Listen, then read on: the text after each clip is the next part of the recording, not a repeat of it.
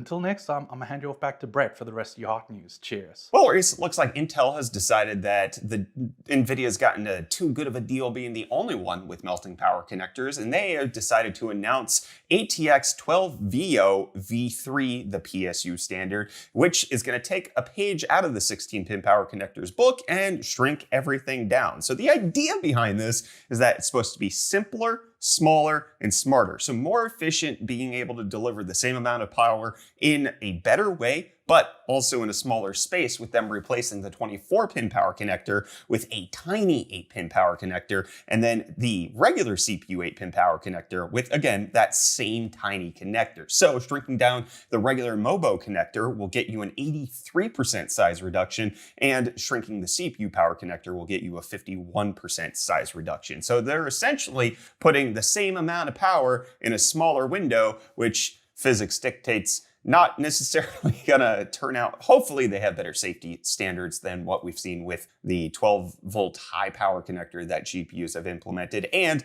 the key thing to note here is that this is Intel's ATX 12VO setup, and they have not been forcing people to make this. It's on reference boards, and there's some out there that can use this setup, but power supply makers and motherboard manufacturers appear to be ignoring this for the most part. Maybe it'll get better the more they change it, but hopefully the safety